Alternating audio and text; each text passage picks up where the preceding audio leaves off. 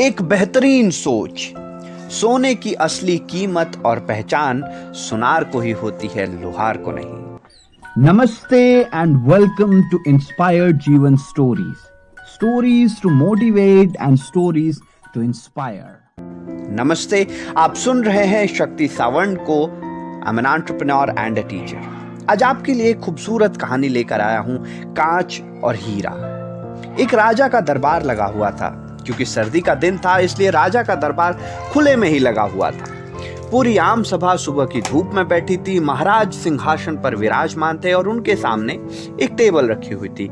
पंडित लोग, दीवान आदि, राजा के परिवार लोग, सभी लोग वहां पर मौजूद थे। उसी समय एक व्यक्ति आया और उसने प्रवेश मांगा। प्रवेश मिलते ही उसने कहा, मेरे पास दो वस्तुएं हैं, एक असली और एक नकली। मैं हर राज्य के राजा के पास जाता हूं और अपनी बात रखता हूं। इन दोनों वस्तुओं में से असली की परख करे। कोई परख नहीं पाता, सब हार जाते हैं और मैं विजेता बनकर घूम रहा हूं और अब आपके नगर में आया हूं। राजा बड़े रोमांचित हो गए और कहा, क्या बात है, हमें भी पूरी बात बताएं।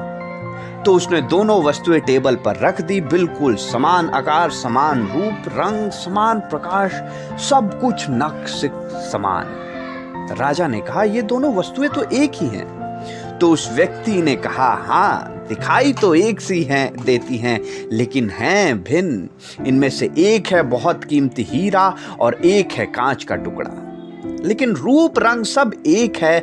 कोई आज तक परख नहीं पाया कि कौन सा हीरा है और कौन सा कांच। क्या आपके राज्य में कोई है जो इसे परख कर बता सके कि कौन सा हीरा है और कौन सा कांच?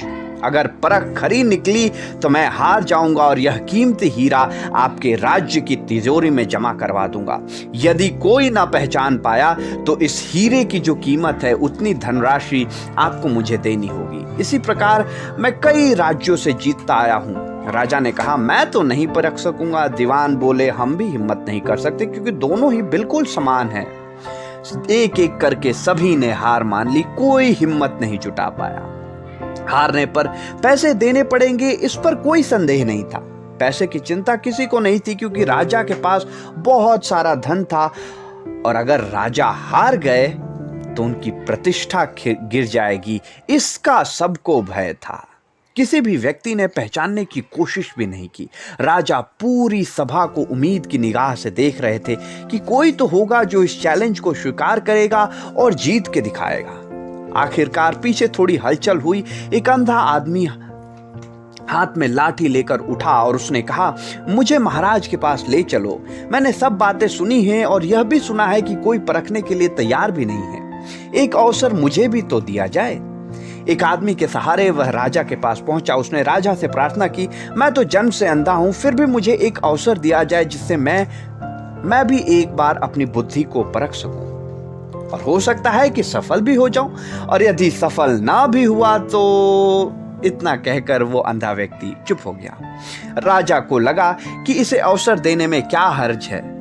राजा की आज्ञा मिलते ही उस अंधे आदमी को दोनों चीजें छुआ दी गई और पूछा गया, इसमें से हीरा कौन सा है और कांच कौन सा, यही आपको परखना है। कथा कहती है कि उस व्यक्ति ने 1 मिनट में हीरे की परख कर ली। जो आदमी इतने राज्यों को जीत कर आया था वह नतमस्तक हो गया और बोला, सही है, आपने पहचान लिया, धन्य हो आप। अपने वचन के मुताबिक यह हीरा मैं आपके राज्य की तिजोरी में दे रहा हूं। सब बहुत खुश हो गए और जो आदमी आया था वह भी बहुत प्रसन्न हुआ कि कम से कम कोई तो मिला परखने वाला। वह राजा और अन्य सभी लोगों ने उस अंधे व्यक्ति से एक ही जिज्ञासा जताई कि तुमने यह कैसे पहचाना कि यह हीरा है और वह कांच?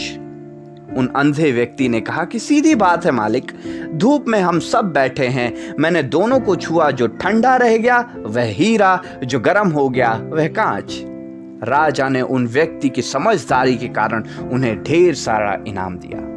माय फ्रेंड्स, ये कहानी हमारे जीवन से कितनी रिलेटेड है। इस कहानी से हम बहुत महत्वपूर्ण चीज सीख सकते हैं। नंबर 1, अगर अवसर मिले तो कोशिश जरूर कीजिए, और कुछ मिले ना मिले तजुर्बा जरूर मिलेगा। नंबर 2, ध्यान हमेशा अपनी खूबियों पर दीजिए, अपनी कमियों पर नहीं, जो कि अंधे व्यक्ति ने इस कहानी में दिखाया है। तीसरी लर्निंग, जो गर्म माहौल में भी ठंडा रह जाए वही हीरा बन सकता है।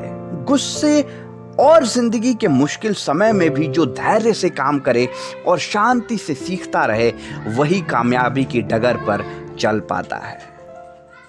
जब भी आपको जिंदगी में विश्वास की कमी झलके और धैर्य की जरूरत लगे तो इस कहानी को जरूर सुनिएगा।